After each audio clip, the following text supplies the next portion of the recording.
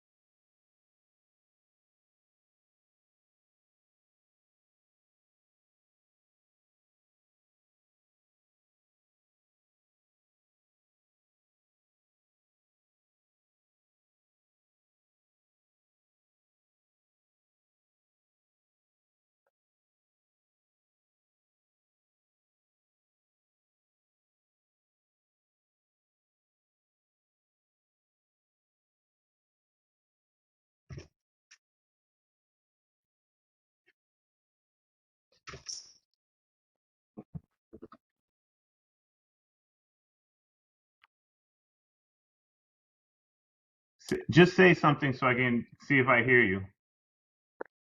There we go. Good evening. No, Okay, you can now hear we- me, now Holly, we but maybe the mic is off over there. I'll be right back.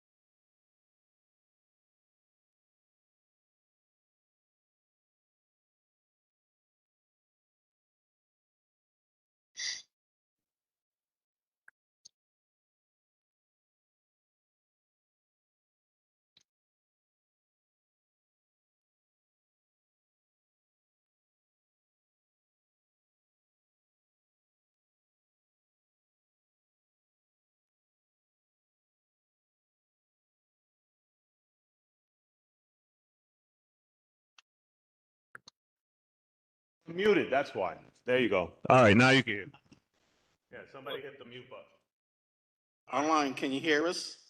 I can hear you. Yes, we can hear now. Yes, Okay, we can good. now. We're up. That was an easy fix. Okay, I'd like to check my mic. I can hear you. Okay, great. Okay, all right.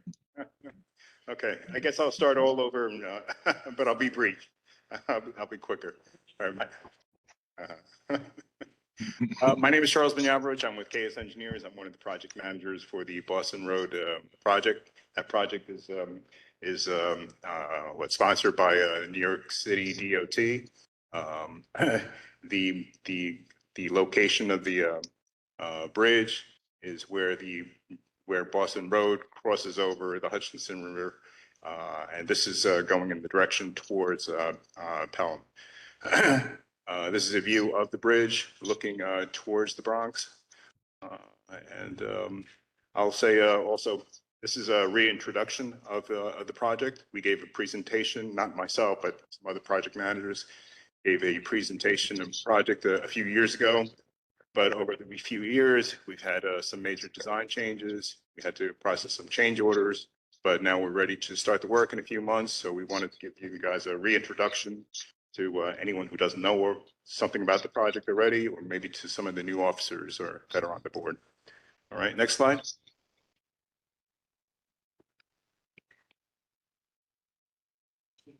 Next slide. It's showing Boston Road, no? No, you're not in presentation mode. Oh.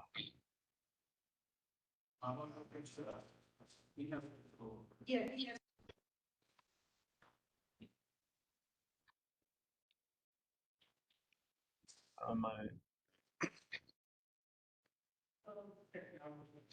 Let's see. Can you see it now? No, what we see is the. You're not sharing. No? Not sharing anymore. Oh, it's not sharing? Hold on.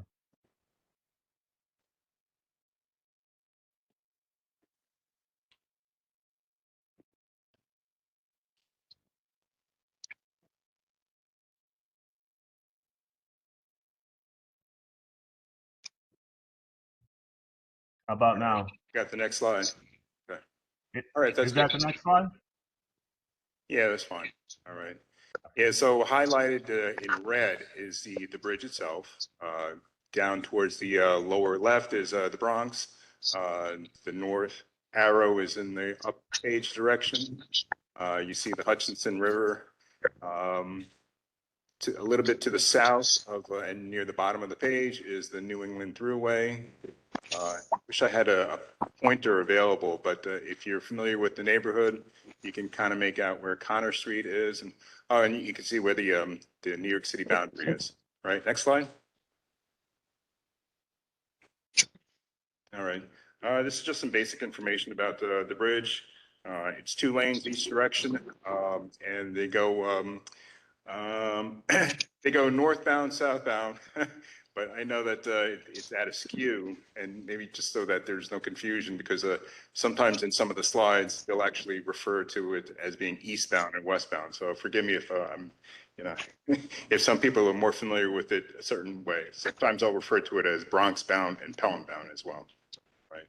But right now, on the top page, the upper right-hand corner, that's looking Bronx bound or southbound, or if you will, westbound.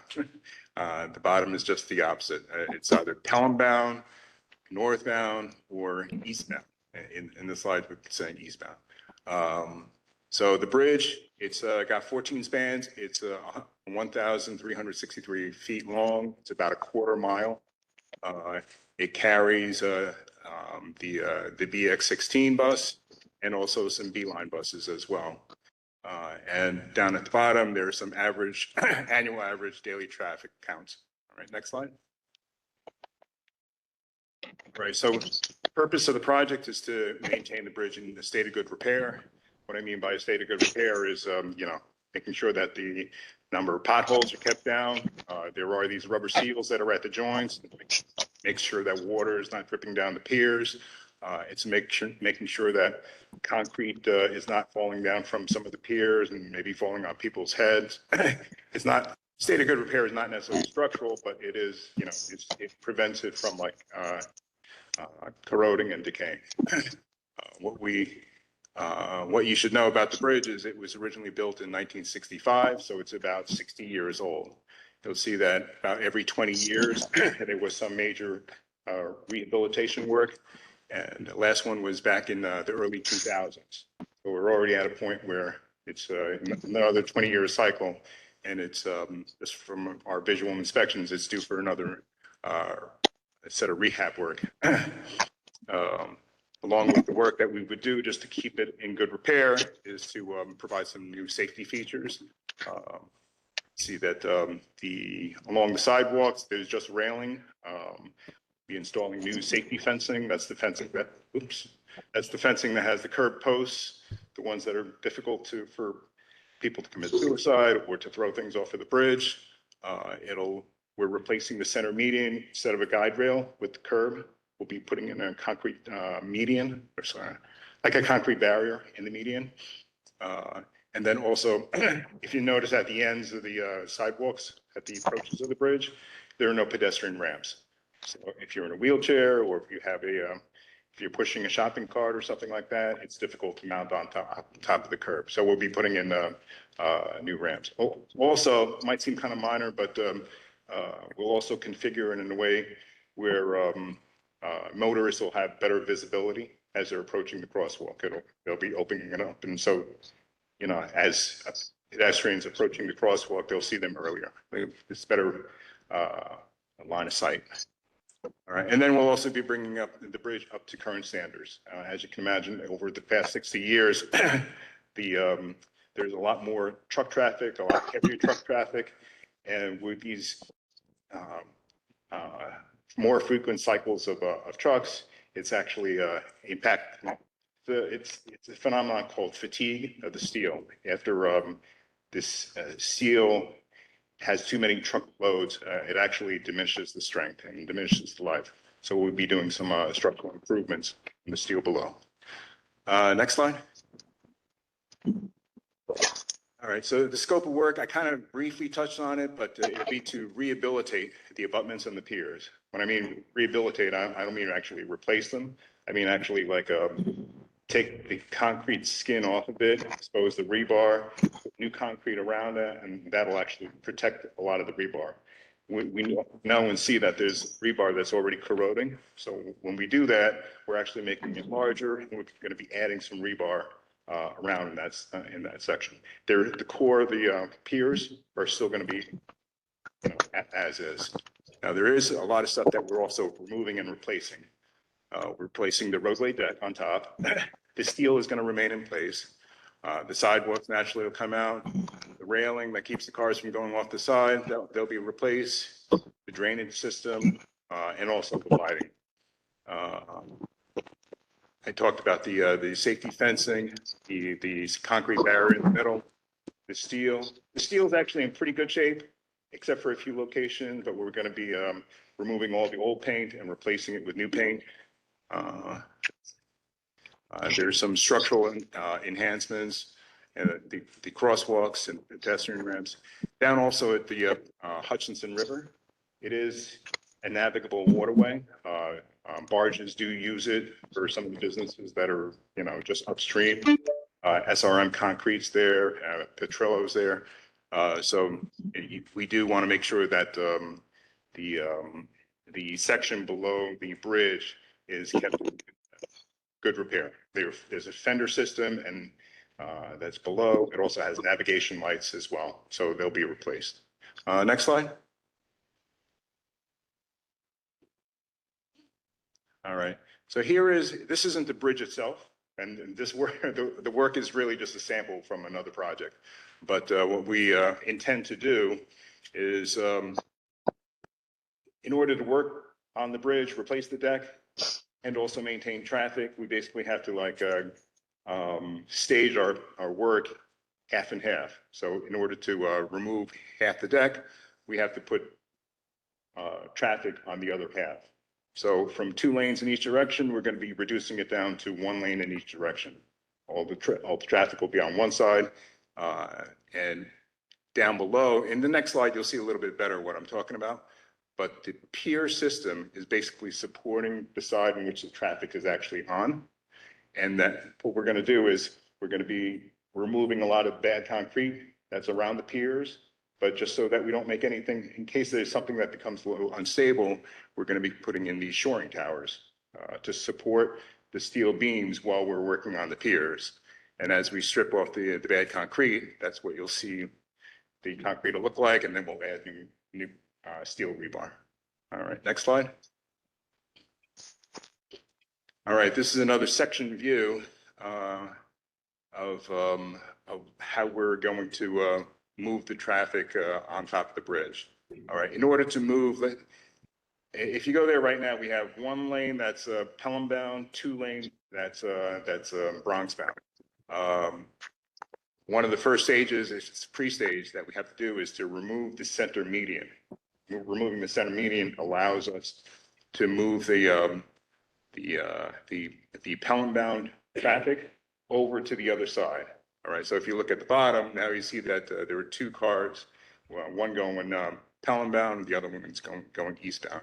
We'll have concrete barrier in there, and where you see red, that's what's actually getting removed and demolished and then replaced. So the first step is to reduce traffic 1 lane each direction, and then remove the median, and then swing over the eastbound, the Pelham bound traffic over to, if you will, the north side of the bridge, okay, or the left side of the bridge. All right, where you see the deck all red, that's all coming out.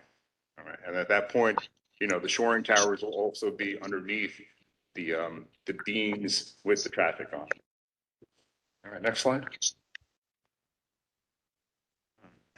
Once the deck is replaced, the sidewalk is replaced, the fencing's replaced. Actually, everything that you see in the upper right-hand corner as green means that it's all done. All that work is completed, including the fencing.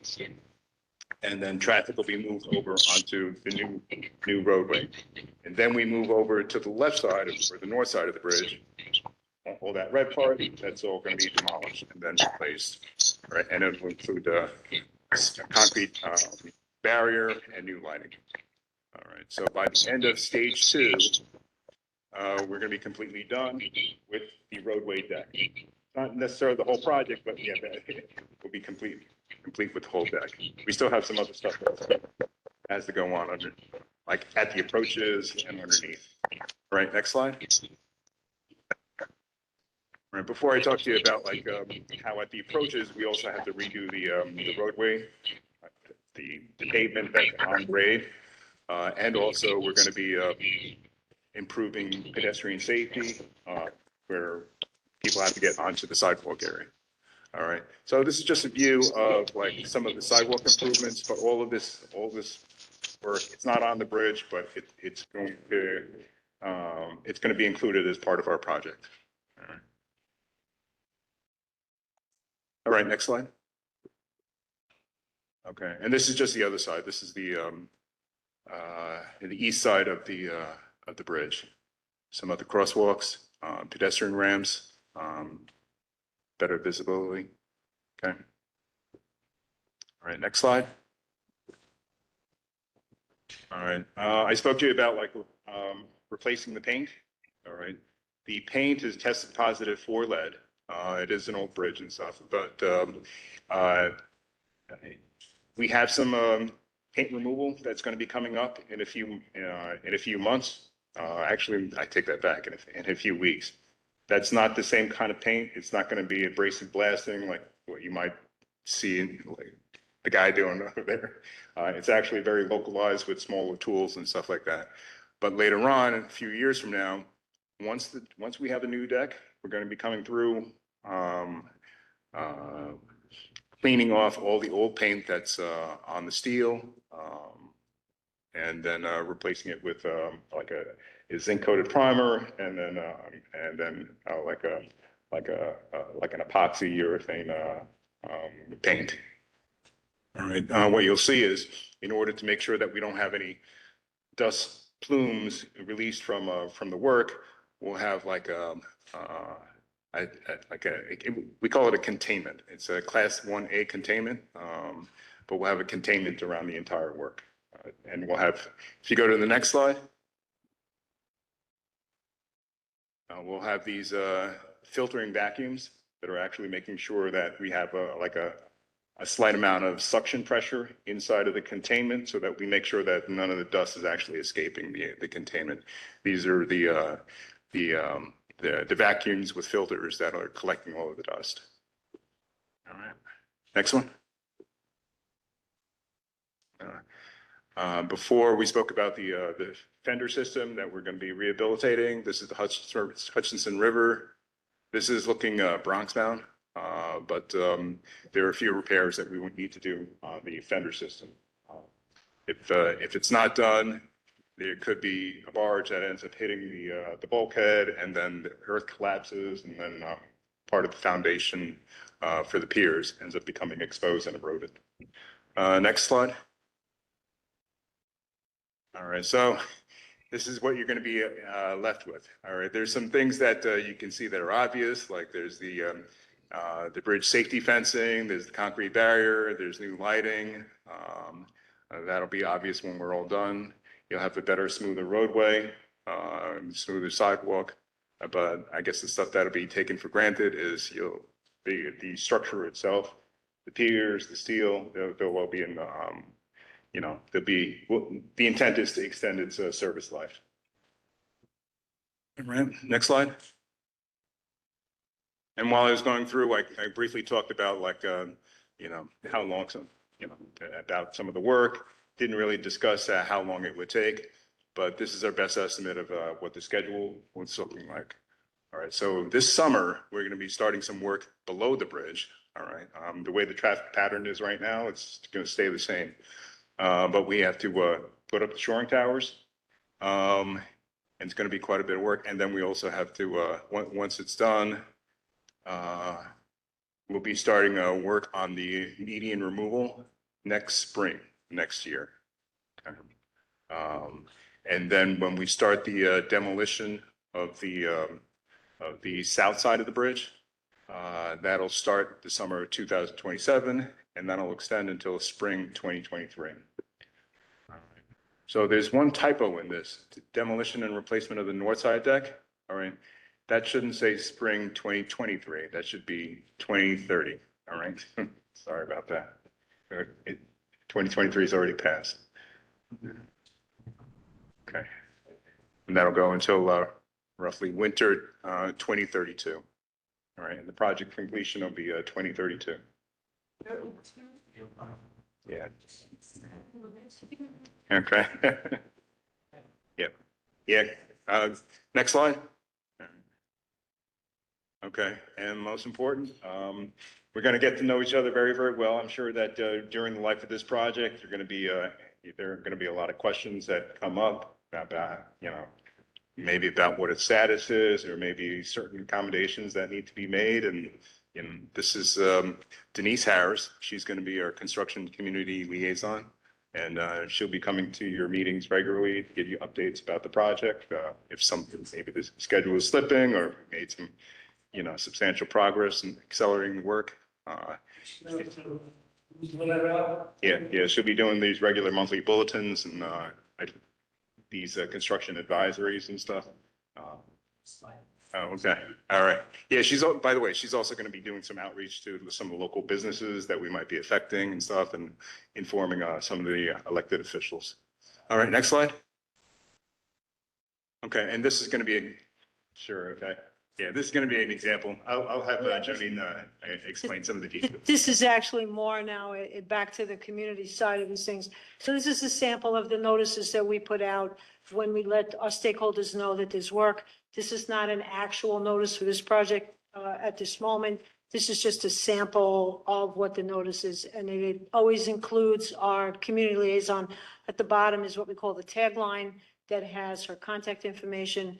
That is her new current phone number, and that is the email address that we'll be using to communicate on the project. And so as I said earlier, some of the members joined after we got started. She will be regularly attending George's cabinet meeting. And as you need, if you need us to come back to a transportation committee meeting, we're happy to do that, and come back here at any time. And, I hope we got through that as quickly as we could. Do you want to do Q&A?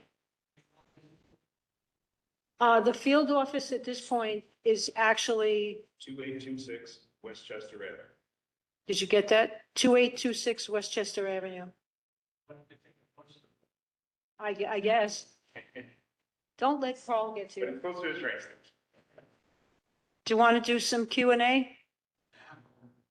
Pardon me, yeah, George, those two extra slides, they're just extras if we need them. Is there a specific slide you want to go back to, or just a general question? I have some general questions. Number one, a lot of people are gonna be trying to go through that back road to go to BJ's and all that stuff.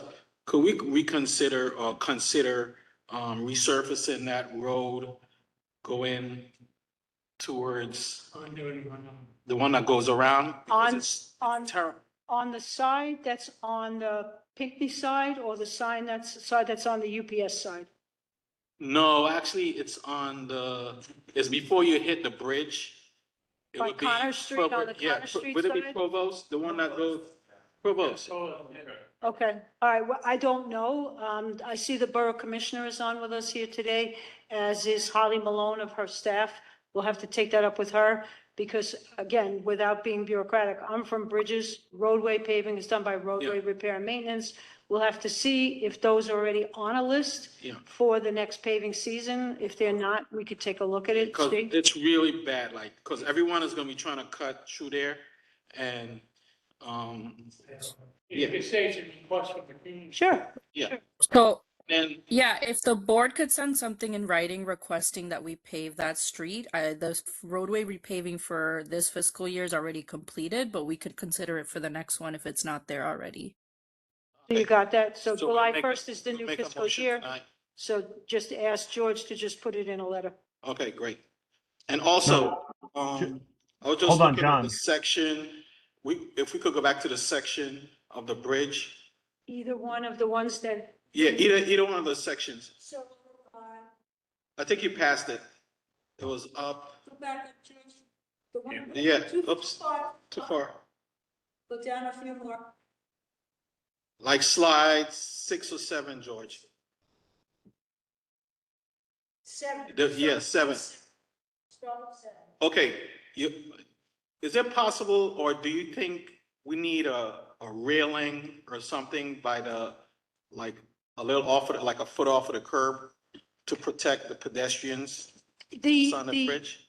The image here may not show it, but the curb is gonna be 7 inches, Okay, which is the standard, and that's the actual standard for a full curb. okay, We've got in this picture, I think because of the way the icons were dropped in, Yeah. that sidewalk looks very narrow. It's actually much wider out there when you get there. And because we selected a person with limited mobility, I know it looks like the person's right next to the curb, but they won't be. okay. Can you tell me what the language are gonna be? 12s, right? Are they 11s? or 12s? Standard. They may be 11s. We know it can't be less than 11 for the bus, Oh, Carl. you know me, it's 12 feet. I think they're 11s. We'll check and get back to you. Okay, thank you, John. Yeah. I think the extra would be accommodating, especially when you got one way. The interesting thing, though, the sidebar to that we've learned is that every time you increase a travel lane by even 1 foot, you increase the speeding. And I would be lying to you if I said there's not a speeding problem now. So, as soon as you add 1 lane from 10 to 11, which we know we have to do for the bus, you go from 11 to 12, you're just increasing the amount of speeding. So, My concern is people in the fire. A lot Put him on the mic, of microphone.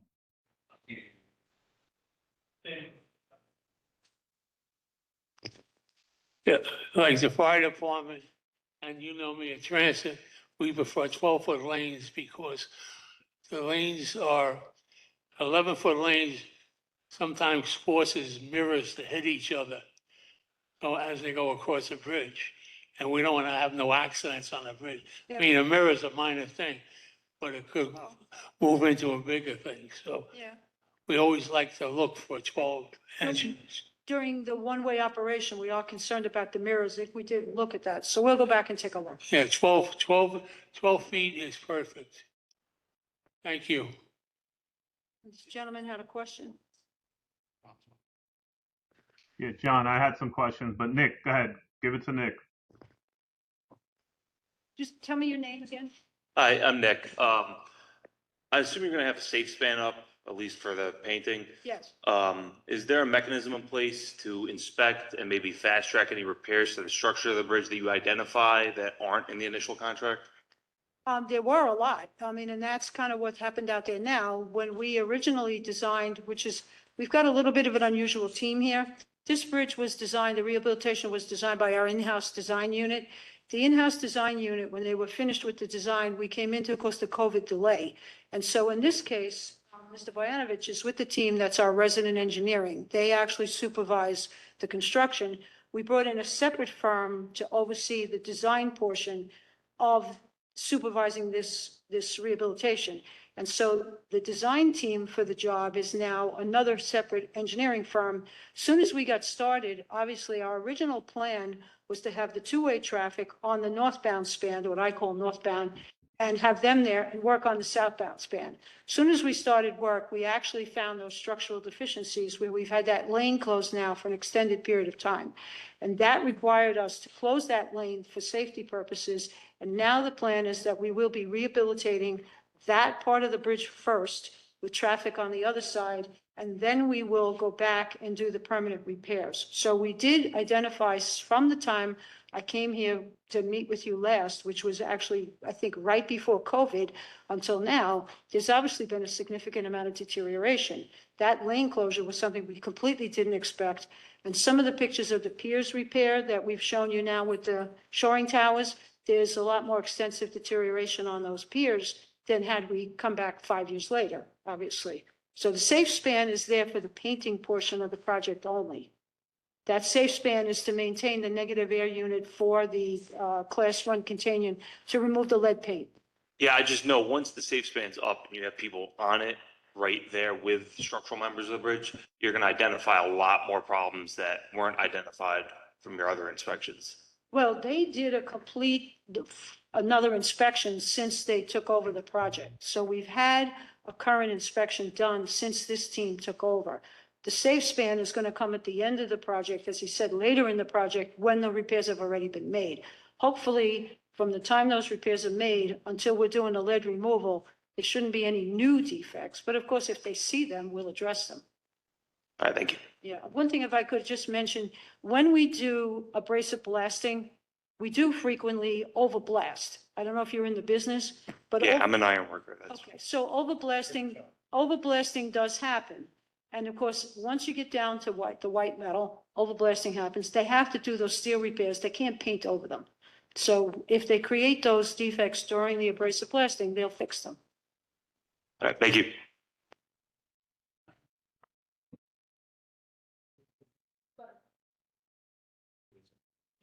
Okay, all right. Somebody online too who had questions too. Oh, okay. Hello, everyone. My question is, at night, that area of the bridge from Topelum going back to Boston can be very deserted. Do you plan to have cameras on both ends? No, actually, we don't have a camera program. One of the things that we've experienced with the cameras, in order for them to be effective, somebody has to be watching them. So whenever we've had cameras put on bridges, we've had a very long, complicated relationship with the police department to have somebody watching them. We don't have any enforcement ability, so even if we observed something, we couldn't do anything. So the cameras we have on bridges go back to a place called the Transportation Management Center at 2811 Queens Plaza. Okay. All the cameras on all the bridges and all millions of other places around the city that there are cameras, Times Square and Grand Central Station, places like that where there are cameras. Those cameras are all being observed by a bank of Homeland Security, the FBI, New York City Police. They're all sitting in this theater watching all these cameras. In order for us to add cameras to the program, we would have to have an MOU with the police department to add them. Okay. So we've done that in a couple of places where we had problematic locations, one or two in particular where we had pedestrian bridges, where we had incidents of crime on a pedestrian bridge. Yeah. If you want to get trapped somewhere, you don't want to get trapped on a pedestrian bridge where you Especially can't halfway. run one way or the other. Yeah. And the problem with them is, the same thing we've learned, is the police have come back to us and said they can see it, but they still have to pick up the phone and call 911 too.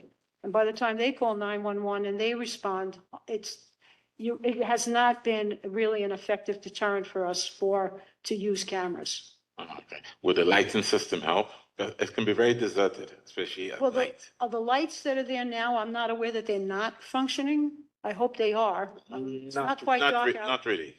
Well, there will be in, End to end. No, above. End to end. It's dark, even above too. so. Be very deserted. The lights on the bridge actually are maintained by the traffic division. They do all street lighting. But if it's dark enough on my way home, I plan to take a ride over the bridge and see. Okay. If there are lights that are out, we'll try to get them repaired. All right, sure. The new lighting is going to be LEDs up to the new system. All right. The lights that are out there now that everybody calls the Cobra heads, those are no longer being replaced. There's a new lighting standard of LEDs, and they are much brighter. And they don't shine as much, what they call light pollution visually. They shine more down onto the road. So I'm not an expert on this, but they say it's brighter for the pedestrians and the cars. Okay. Just for people's safety. Underneath the bridge, we don't have any plan to upgrade any lighting there, but if there's lights that are out, we can. If there are lights that are out, we can certainly try. Just the industrial lights beaming, industrial lights beaming to it. Not necessarily the light from the bridge. Yes. All right, thank you. Just, sorry.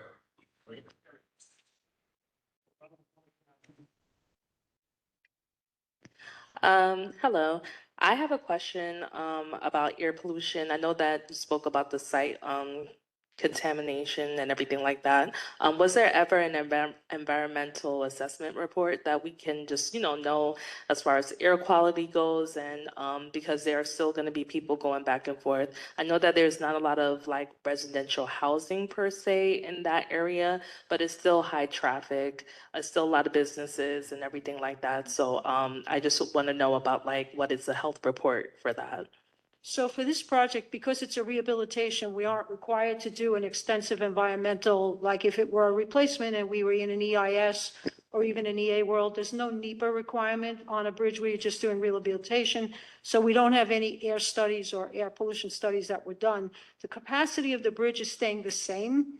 If we were increasing a lane or we were doing some other thing to increase the capacity of the bridge, then that would have triggered that study. But because it's 2 lanes and we're putting back 2 lanes, we didn't have to do any extensive environmental reports. And we go back to what you were talking about with that lighting, this new lighting that you're referring to, it goes right to the ground and it lights up? What? I don't know. We can probably get you a picture of it. There's a thing called the New York City Street Design Manual. It's online. George may even have a link to it where it shows the new head. The Cobra heads that we have now that everybody knows the term, they're kind of bulbous looking. The new LED lights are flatter and the light shines down. It's not that it only goes down to the street, but it's a more effective light because it's an LED to start with. And the shape of the head has been improved so that the light that it casts is more effective. That's as much as I know about them. Thank you. Thank you.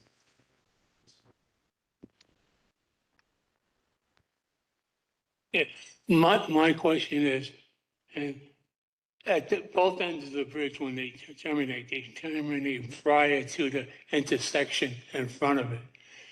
Now, I'm not too concerned about southbound because there's a lot of moving lanes, you go back and forth. My concern is about the northbound.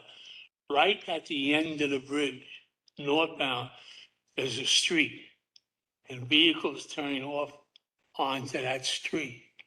And I can't remember the name of it, but Ropes. now Ropes is the next one by IHOP. It's before Ropes. I forgot the name of the one before it, but I know the street. Yeah, we used to go to the Italian restaurant when we Yeah, was there. not there anymore. And when you when you make the right turn, you're invisible to the traffic coming up the ramp.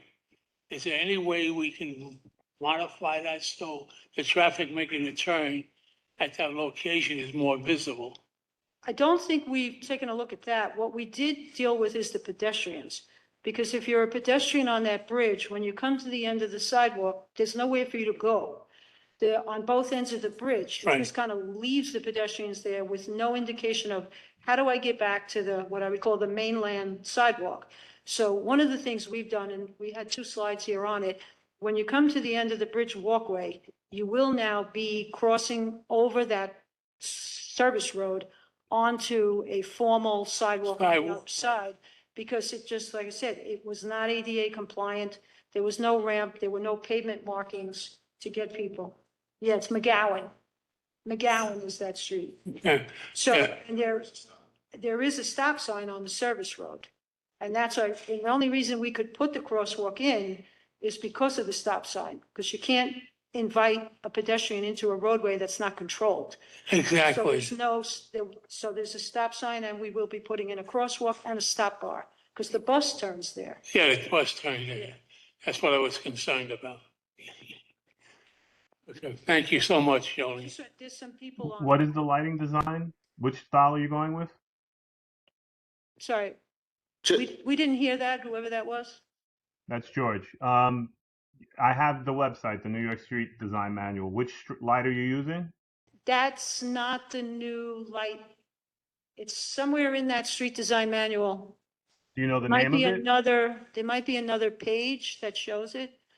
That's the famous, that's called an F pole. That's a historic district pole. That's called a Flatbush pole. That's also another historic pole. There it is. That's the light there. That's the the new pole. fixture. It's kind of Davit. looks to me very Star Wars like, but that's the new fixture. Thank you, George. Or Teresa, I don't know who put that up. Hi, my name is Bobby. I had 2 quick questions. Number one, the 6 years seems to be a little bit long. This isn't my area of expertise. Are we anticipating some sort of damage to the steel structure? What is behind that 6-year projection? Also, $80 million for a 6-year project seems a little low. No? 6 years? It's the, well, first of all, the city has all its projects by competitive bid. And so we have an engineer's estimate that's prepared by the design team, and then that engineer's estimate guides the process through procurement, and the contractor that we have, Defoe, the contractor that we have, that's his bid price to complete the job, and he's legally obligated to complete the job for that price. Not to say that we don't have design change orders along the way. Things like the shoring towers were not envisioned in his original bid. So now we have a change order initiated to pay for the shoring towers. And some of the extra work is going to be added on top to the 80 million. So the 80 million number will go up. The 6 years comes from the fact that we have to phase the project sufficiently to keep traffic going in both directions. So we have all these various stages where it's closed, and then you've got 2 lanes on one side while we work on the other side. Then we got to bring them back over, run 2 lanes on the other side. So that's why, and it's a very long bridge. This is, we have 813 bridges. This is one of the longest bridges we have. That's not the East River. My other question, for the 6 years, is the waterway usage going to be impacted in any No. way? No commercial or residential restriction, or not residential, Marine. recreational No, restrictions? which is unusual that this bridge was actually built that high that long ago, because Shore Road, which is a bridge we're looking forward to coming and updating you on very soon. Shore Road is a bridge that is a bascule bridge, that we're going to completely replace that bridge to make it open less often. Anybody here who lives anywhere near City Island, or people, when that bridge opens, and it opens as the vessels demand, it can be open for 20 minutes, and God forbid you've got to get back and forth to City Island. So we're completely replacing that bridge so that we have less marine impact. That is a bridge that's one of the highest in the city. It opens about between 600 and 700 times a year. So, I did have a Carl, question. there's some people online that had questions. Yeah, that's my hand that's raised. 2 questions. The name of the bridge, when I was looking for this, it refers to the bridge as the East Chester Bridge. Is it you referring to it as the Boston Post Road Bridge? What is the name of this bridge? Our records have it as Boston Road, not Boston Post Road. It doesn't become Boston Post Road till it leaves New York City. It's Boston Road from 163rd Street all the way to the New York City line. All right. So it is, can we find this on your website with this type of presentation? Because I was George, looking it's a for this. little, I'm sorry. It's a Good. little hard to hear you, George. I'm sorry. Oh, I was saying, can we find this on DOT's website? Well, I don't know what you mean by on the website. Where are you saying? The project itself? Yes, the project. No, we don't have any information yet on the project on the website because we're just getting started. Okay. And go ahead. No, I just wanted to say, in our annual report, which is actually the 2025 annual report will be coming out sometime in the near future, all 813 bridges are there by bridge name. If you have one of our older ones that we put out every year, it will be under Boston Road. We Okay. actually have another bridge that's called East Chester, so that's why I know this is Boston Road. All right. Very good. My last question is not for you. It's for the commissioner. It's what John raised about Provost Avenue. The community board did put a request in. We were told that this was not a simple resurfacing request because it requires a capital project. That is a truck traffic lane. So is that something that can get done? So that's why I was asking for the request. I'm happy to take a look at it. Did you get a DOT case number when you submitted the request?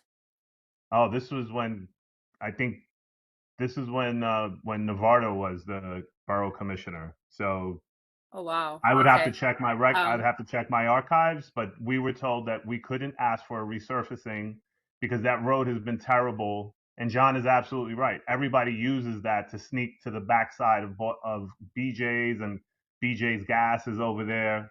So we've asked Okay, for so it, but let me do some more research on this, yeah. on the location. And it's both sides, it's the Provo side and the Connor Street side. Is that correct? Say that again. The train's passing. Oh, sorry. I said it's both the Provost and the Connor Street side? No, if I'm not mistaken, John is referring to Provost Avenue that leads to past 233rd Street into Pelham Manor. Oh, so this is the entire stretch. Okay. Let me Yeah. take a look at with the status of that roadway, and then I can let you know what we can or can't do. All right. Very I good. just Thank you. wonder, George, the old district manager's coming out of me. I just wonder if this is in a DDC capital project somewhere? Is this in an area-wide capital project or something? It It's not might in a be an unfunded capital project. Yeah. That's the only other thing I could think of. So let me see where it's at, and then I can give you the status. And we can go from there. All right. Very good. Thank you. George, was there someone else that's virtual that had a question? I thought someone else spoke up a little while ago. No? No, I don't have any hands raised, but if anybody, I don't see any hands, and there's no questions in the chat. All right, then I guess we have to let Carl go again. Is there a incentive clause in this contract? What? No.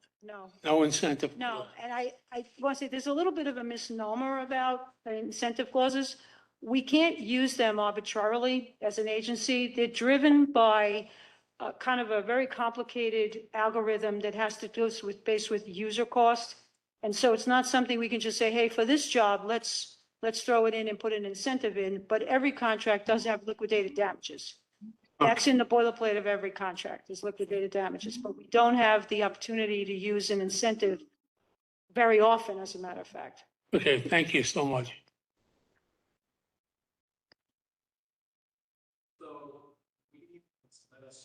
No, we're already underway. We're ready to go. As we said, we're going to start very soon. The community liaison will be telling you about, as Charles spoke a little while ago, they'll be doing some initial paint work on what I call the Bronx side Underneath, they'll be inside our space where DOT used to be, in that space under the bridge there where we had 2 yards in there. They'll be working from there, removing some paint to get ready to install the shoring towers. That'll happen sometime in July. So what I expect, we'll really start to see some action later in the summer. And Denise will be here in the fall. And anytime you need us to come back, George can get us to come back. Do you have another question? Thank you very much for giving us your time.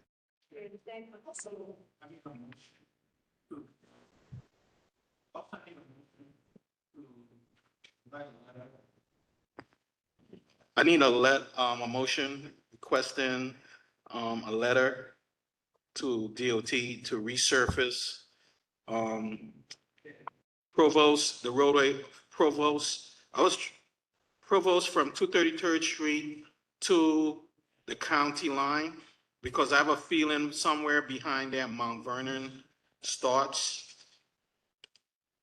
And the reason I'm saying that, because you see those little bike scooters, they're always piled up at a certain point by the ramp behind one of the buildings back there, and I believe they turn off at the city line. So if we could get a, Sure, I'll make the motion. okay. So we vote? Yeah. All in favor? Aye. All right, good night. Do you work for the city? No. Good. Okay.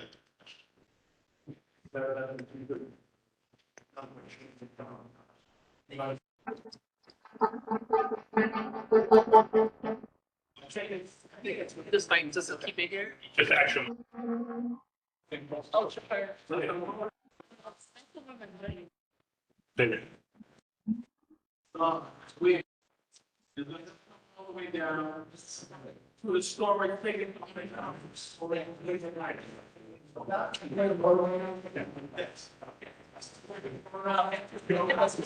I did not.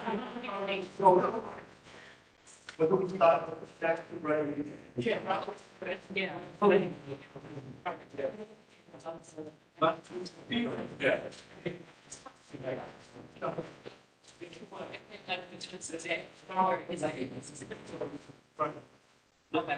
Somewhere.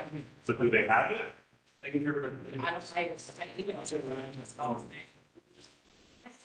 Well, that innovation. Yeah, no problem.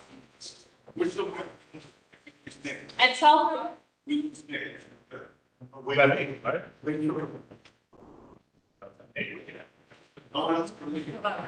And just tell her to go do the. The hub? Yeah. Okay. You have an extra mic hole. We can't. That's okay. That's all right. Yeah, don't, okay, good, dang it. So, so who's gonna allow them to go? So they can see. I'm not sure.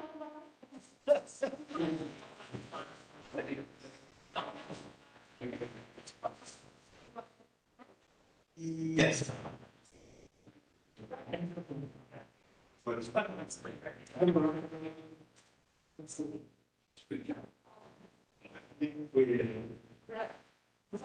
Yes.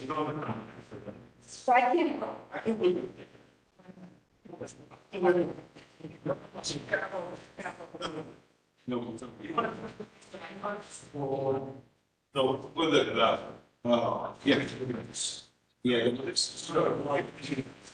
Yeah. Yes. With it. I mean, if you want to switch up. All the social work. That's all. Let's move.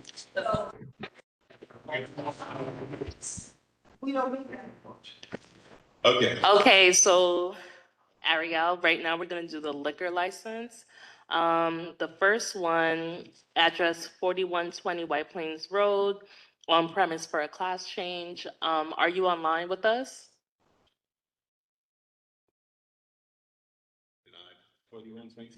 4120 White Plains Road, on premise class change. Okay, I'm gonna move on to the next. If somebody comes on, please let me know. The next is, Hold on a sec, Ariel. Are we done with the agenda on the bridges? We have the borough commissioner from DOT. You want to speak about bike lanes on Nereid Avenue? Now is the time. we were told that they weren't gonna do it. Is that true, Darissa? I mean, if they're gonna do it, we're open to it. That's fine. We can pause So that and just go straight to that.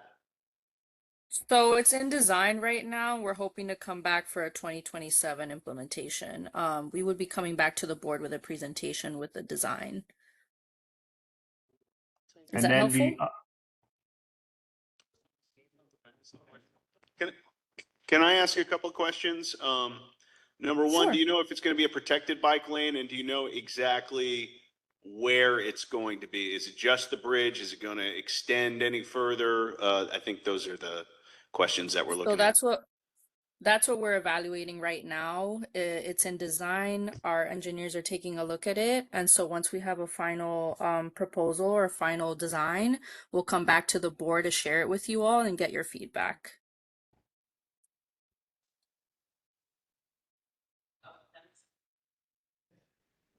Okay, thank you so much. We look forward to seeing you in 2027. And then again, we have an agenda. I George, think we is there should stick to it. anything Yeah, before we we go have. back to licensing? No, we have the White Plains Road rezoning in Wakefield Village. We shared that with the board. I'm sorry, George, I can't hear you. I guess your Oh, volume is low. Can you raise the volume on the TV, maybe? No, we can hear everyone else with you.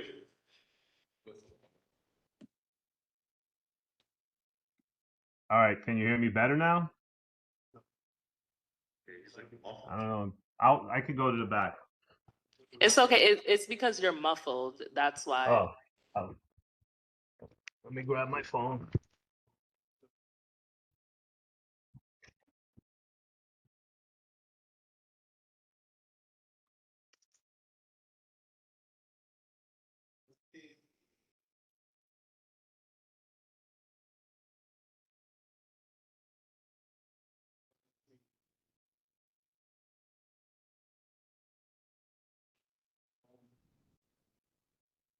So Darissa, can you speak to the issues on Wakefield Village? We got from the mayor's office an announcement on the White Plains Road neighborhood rezoning plan. They came, city planning, and gave a presentation at our full board meeting.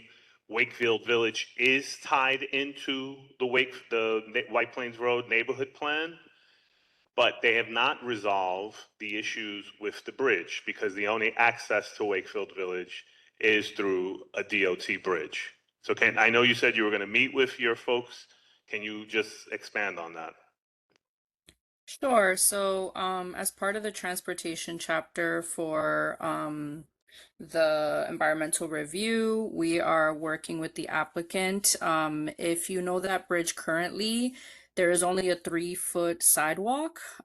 We would like for that to be expanded just to provide additional access. And then also, it's attached to our bridge structure, so we really want to be careful about making sure we still have access and that the development is in the long run successful. And so we're working with Department of City Planning as well as the applicant to kind of find a successful mitigation for a safe access to the site.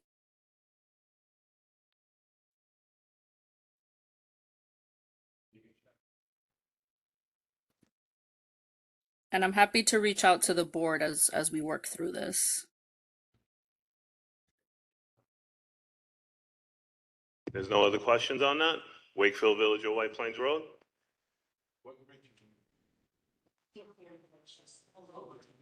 Okay. No, that's good. That's good. I'm good. No. Okay. No. Oh. All right. Now. Thank you. Thank you.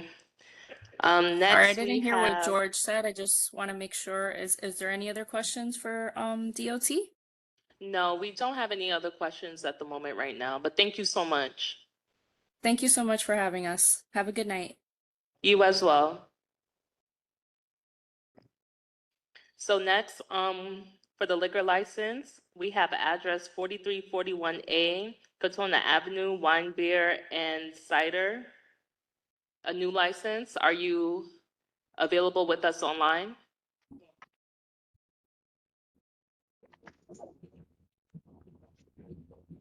I don't have the mouse. Oh. Okay, I'm gonna move to the next one that's on our.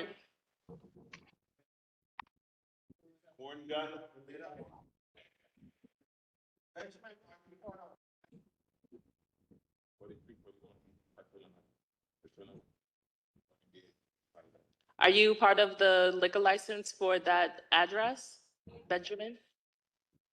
I'm here for the address is 143 East 233rd Street. Okay, no problem. I'm just gonna see who's there for that one. That's our next one. If you just give us a moment.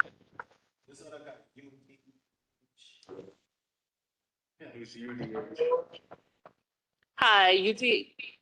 Yes, how are you? I see you waving, but I don't hear you. Are you for that for that location's liquor license? Yes. Can you please say your name because we can't see you by your title? Sorry, Sorry, Michael Schulach.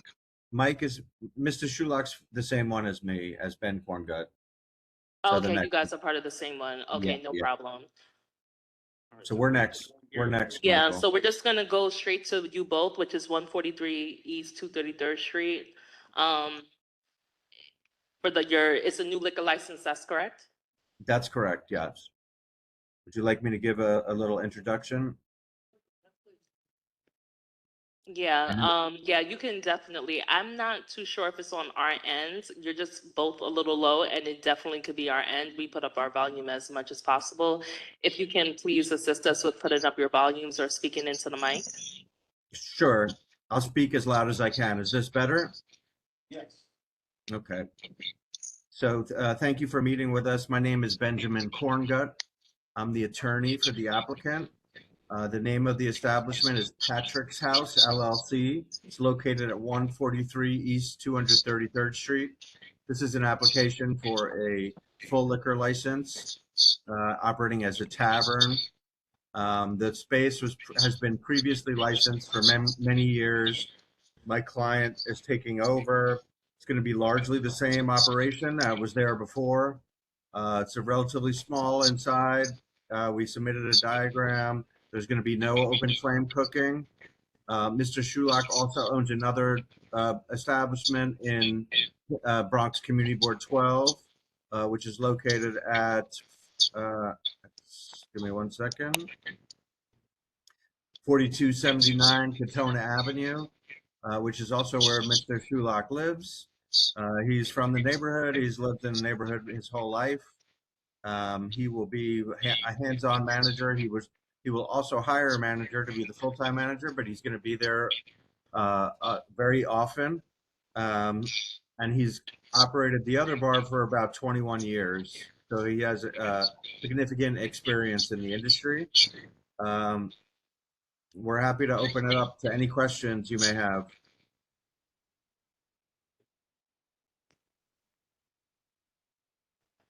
That location's been a bar for quite a bit of time. Is anything being done differently about this new ownership, and any reason why the liquor license wasn't assigned? I don't know if you can speak to that. I believe they closed. I don't know. You know, we have no relationship with the prior owner other than my client found out about it kind of just through word of mouth in the neighborhood that it was available. So I can't speak to why the old owner didn't renew it or surrendered it, but there's no affiliation with the old owner. And it's really, I guess, not particularly germane to a liquor license, but I do know, since that's on 233rd, which is a major thoroughway, there's a lack of parking, out front, and sometimes in that location, there's parking on the sidewalk. Is that something the new owner is anticipating, being able to control that kind of behavior, parking on the sidewalk, or other illegal parking on 233rd Street? I mean, Mike, you could speak to this, but he's certainly going to advise all the patrons that they're not allowed to do that. He's not going to let, if he becomes, I don't want to say he's going to be walking up and down and policing the sidewalk, but he becomes aware that people are parking illegally, certainly on the sidewalk. I think he's going to say something to them. Hello, I have a follow-up. So we did receive your application, but I don't see here a questionnaire. And our questionnaire kind of goes into details about parking, and it goes into details about, how big your establishment is, the Yeah. menu, everything like that. Yeah, so we submitted it, we just were invited on Thursday. We submitted it late today around 5 p.m. Okay. Do you want me to resend that or share my screen? You could just give us a moment. I don't have that. George, I don't know Okay. if you can just quickly send that to me, because I think that a lot of my questions are pertaining to that and I don't have that in front of me.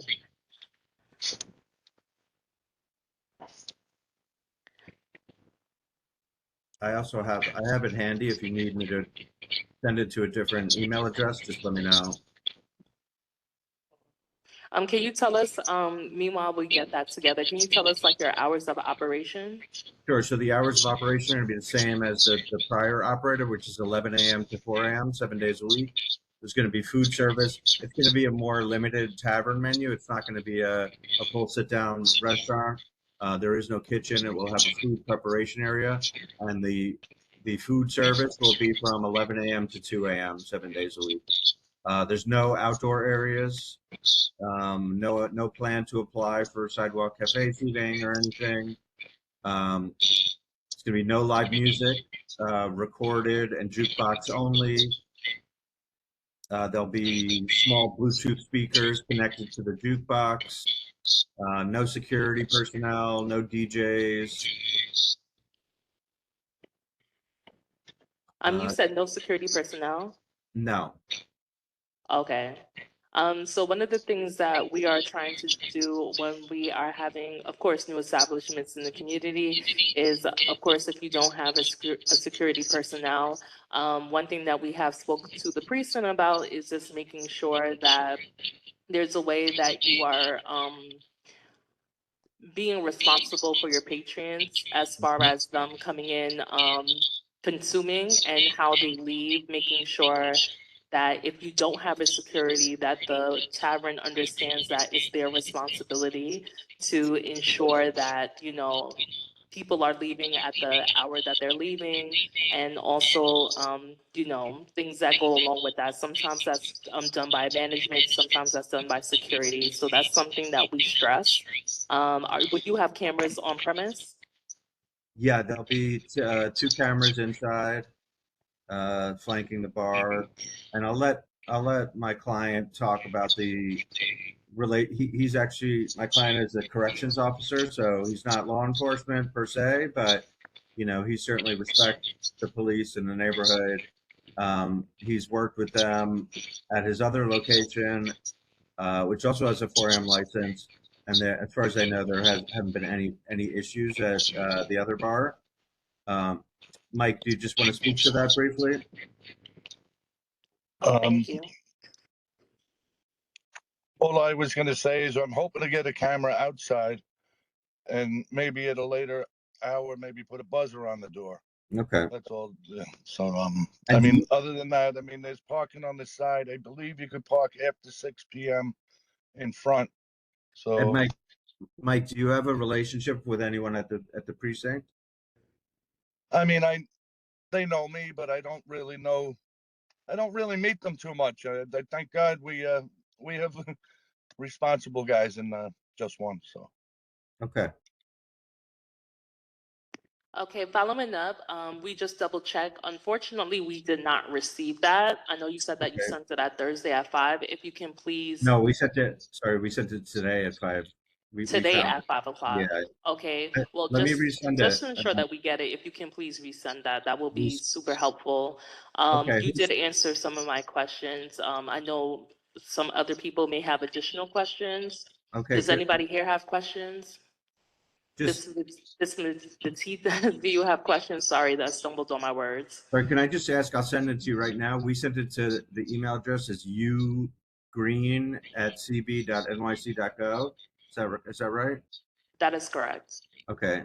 I'll just resend it now, okay? Yeah, you can send it to both of us. She spells her name U Green with an E at the end as well. So Yep. just check that. Yep. All right. Is there another email address you'd like me to send it It's to? in the chat. I put both my email Oh, and Ursula's email. sorry. I see it All now. right. Ms. Benitez? Just want to let them know that since we haven't received that application, that we need to review it. It's just not Ariel into reviewing it. It's the committee. So it's going to take a couple of days before we can come back to you and tell you where we stand. Okay. That's understood. We did try to get it to you as soon as possible, but it just took a while to get all the information together. And we understand that the next meeting is until September, so we wanted to make sure we spoke to you before the summer recess. And for your, so it's also helpful for you, if you go to the chat, we gave the email addresses that you can send that to. Yep, I just resent it. Okay, we'll confirm if we receive that. Ms. Benitez? And in reference to security for your establishment, someone is coming in and people have a tendency to disregard and respect the rules of the road, so to speak. And that's in regard to them parking on the sidewalk and so forth. Whereas if you had somebody there, especially on your weekends, doing security patrol, they would know they can control that kind of behavior for your patrons.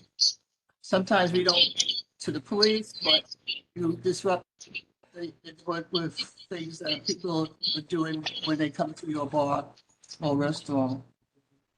So please consider it. Absolutely. I mean, Okay.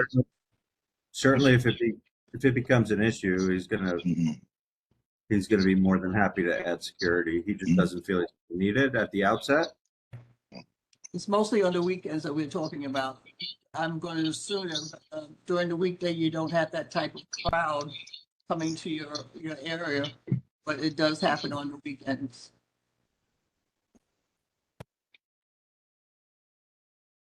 Okay, it's certainly something that we can consider. And on the weekends, they can park on the street. You have to, from Friday at 6 until Monday at 6. I They think can they're park saying, on the weekend. I think they're saying people are parking on the sidewalk. But they can't get to the sidewalk. I know right next to me, there's a driveway, a pull-in driveway that holds about 6 cars, I believe.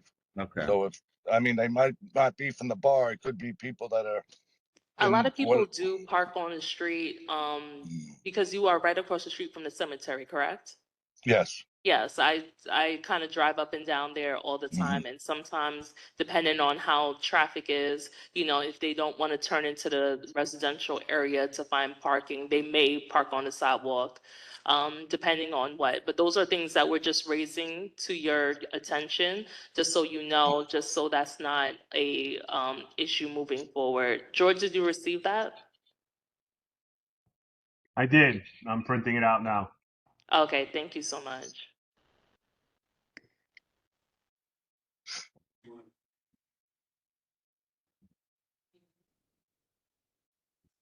No, I'm supposed to be development. Name a committee and then go back to this. Yeah, we could do that. George is going to get that to us, so just give us a second. We're going to move to, I just want to say one quick thing. After we do name of the committee, that's considered new business, correct? Because that's not part of agenda. So another thing that did not make the agenda that will be a part of the agenda is the amended liquor license application and questionnaire. It has been amended that way that when we have new people either renewing their license or giving new licenses, that it has to be complete in order for us to hear it. So that's why we're making sure that we get their information right now as we move on to something else. I'm doing this as new business because we don't have it in front of us for us to like review it, but it was sent via email when it comes to the amending the liquor license. So we're gonna change to the name of committee. As I said, we're gonna get back to 143 East 233rd in a second. We just received your additional information, so we're just gonna quickly look at that. So the naming of the committee, do we have names here? Okay, one second. Yeah, I just came up with community infrastructure as the name of the committee, and another one I came up with was infrastructure and planning. But I don't know. I kind of like community infrastructure, but I defer to the group.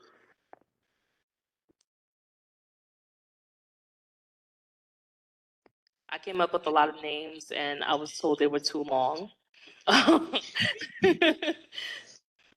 Another example, okay. I sent it to your chair, so I'm gonna get that real quick. Does anybody else have any names that they would like to name the committee? 1 second.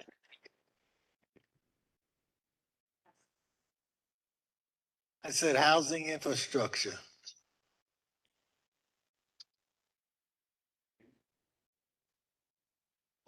Or just housing infrastructure. Right.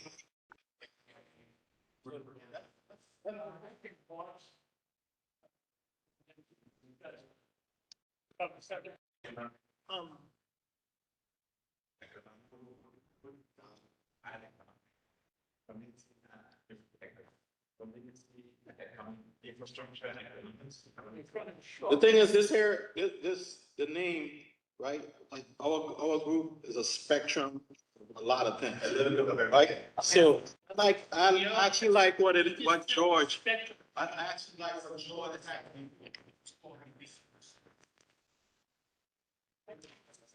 And that's everything, which covers all the government agencies, which is DOT, Department of, which was all the different, yeah. So not to interrupt you guys, I found my list and I'll talk about the shortest one so you guys are aware. So the shortest one that I had was Thrive Committee, which was transportation, housing, Revitalization. investment and economic. Vitality. Yes, that was the shortest one. But everything else is pretty. Oh, I mean, I was trying to include everything. Everything else is a little bit too long. But I mean, does anybody else have an idea? It's long. I think it's important to know what the committee is by hearing it.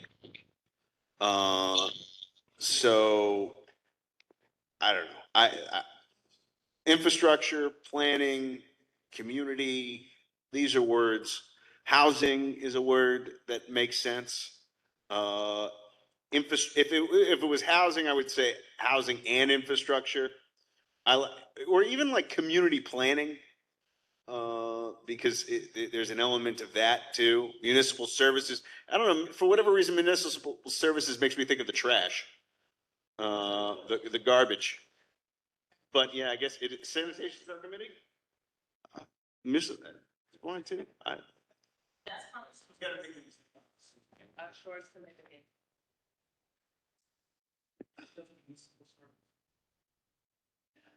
I can't believe this. Like, it's transportation, housing, I really don't care. Whatever Well, you said, you said, I can't believe this. was taking a thrive. I'm like, Can you repeat those names again? Because I didn't hear, if someone didn't have a microphone on their mouth, I didn't hear the names again. Sounded very long. Were they? sounds a little long. I just want to double check all the things that we covered: transportation, housing, land use. So were you giving acronyms? Now it's short. I'm not doing an acronym anymore. I'm just asking because I'm just trying to get a name that covers it in a short name. I understand that we don't want anything too long. So, I don't want nothing of something I have to figure out. okay, that's it. So it's only 4.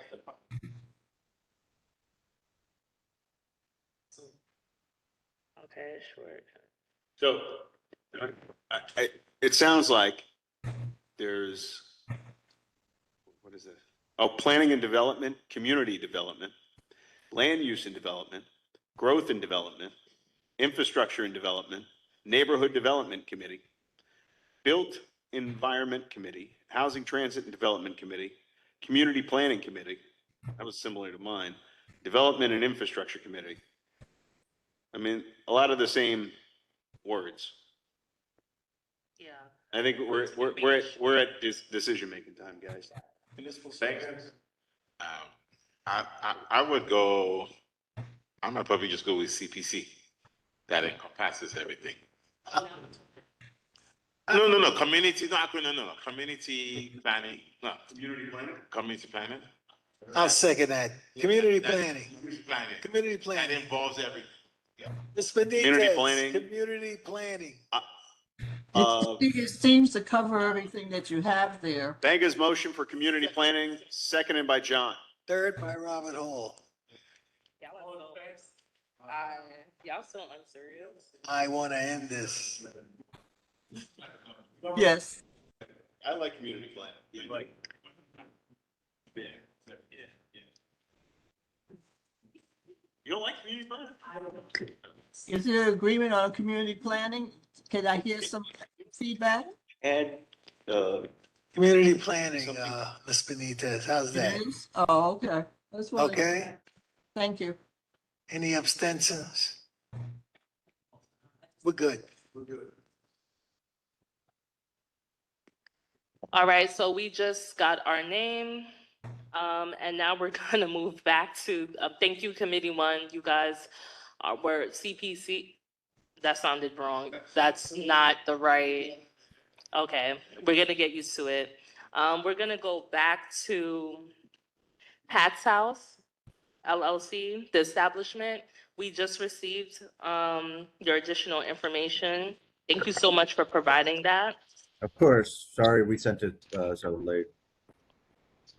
So, so far as I can see that you answered most of our questions, but also understanding what we're saying about security on the weekends and about, just understanding about parking, because that is something that the 47th precinct raised to us. So we want to make sure that we're ensuring all establishments in our community about that. If nobody else has any other questions, we can move forward. Ms. Benitez, do you have any additional questions? I'm just including you because I know that we're kind of low. So I just wanted to make sure that if you have anything to be included to ask them. We just received their additional documents for their application and everything checks out. I thought, I'll just refresh my memory in reference to food. Are they serving food or cooking on premise? So they are serving food. It's going to be a limited tavern menu. There's going to be no open flame cooking. So it's going to be like a convection oven, microwave, and a small food prep area. We submitted a sample menu, so it's going to have things like wings, mozzarella sticks, jalapeno poppers, pizza, hot dogs, French fries, and onion rings. So you have a very- prep area. we have a food prep area. Yeah. Okay. Ariel, I don't seem to have a problem with it so far. It did be what I saw initially coming in. I didn't see the application, but I'm gonna have to take it for your word that they answered your questions on that application. Ariel? We were just discussing any additional questions, but everything sounds fine. I guess we can do a motion on, Patrick's House LLC's liquor license. Second. Third. Do we have ayes? Any ayes? Aye. Aye. Do we have any nays? Okay, so ayes have it. Congratulations. Thank you, everyone. Thank Can you. a quick procedural question? So, does this then get voted on by the full board, or? Yeah, so the first thing is that you come to the subcommittee board, which we handle the liquor license. We, of Yeah. course, do like a background check, just to make sure that you are also in good standing. We bring it to the full committee board, which is the last Thursday of the month. And we tell the committee that we had approve it, and the committee listens to why we approve it, and then it goes through whether or not the committee also approves it. But usually That's it the always board, goes to the Ariel, the subcommittee board. first. Okay. Do you suggest that we attend the full meeting, or? Yes. Yes, definitely. And if you can in person, that would be great. If not, just let us know. But it's also great to always like kind of be in person so that the committee members can meet you as well. And we also have other people in the community who always come to our meetings. So that is on June. Anybody? June 25th at 7:00. And Okay. it will be here at 4101 White Plains Road. Okay.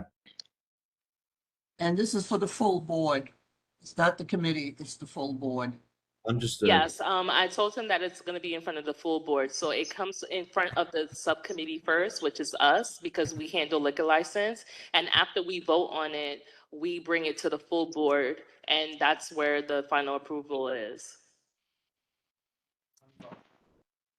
Honey garlic wings is what we act. I'm playing. Don't do that.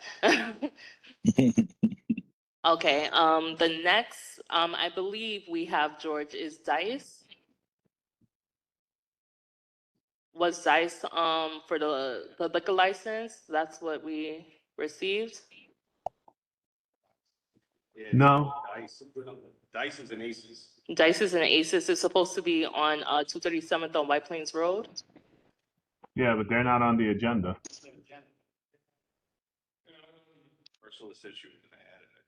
We thought that was going to be added. No problem. And I do not believe that they are here. No. Okay. And then the last, because I know that we're about to leave out, our last new business was the code naming guidelines. That was also sent out.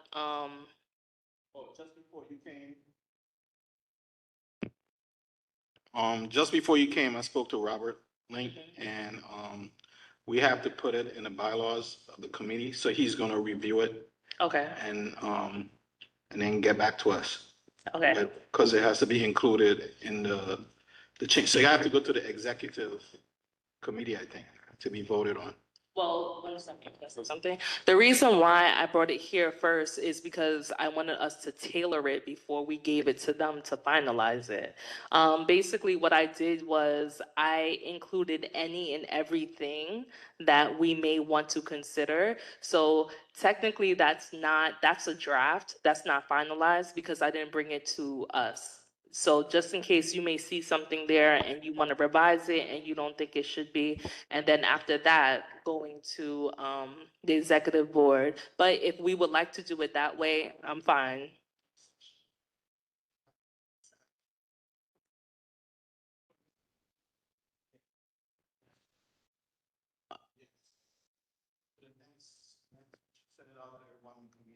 It was already Yeah, sent so out.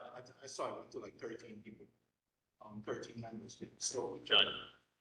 That was fine. so we could, at the next meeting, we could just have a working session where we like spend like a half hour to an hour just going over that document. I'm fine going over it anytime, but my thought process was at the next meeting, is it possible we can get all these bylaw changes done in one big swoop? And then, I don't know if, do we have an executive committee meeting between now and, We should. so maybe we could put it on the agenda for the executive committee and make that kind of like a formal working meeting, because we should really have their approval anyway. Email him or text him. I'll let him know that we have something for the agenda for the executive meeting. So should I come to that? Because I'm not, You're on the Wait. executive. You're on the executive. nobody ever gave me the stuff. They don't Okay. stuff to get. So- Tape. Nobody told me nothing. I will be going. Okay, so as we were saying, I'm sorry if nobody can hear, we're going to work on the co-naming guidelines and application, street co-naming guidelines application at the executive meeting. We're gonna tie that in so we can get that done with the bylaws. And then what about the amended liquor license?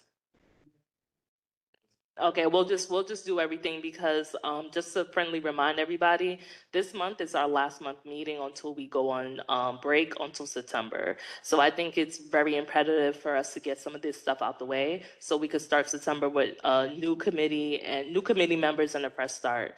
Okay, I am done. If anybody else has anything to say, it's great to see your faces.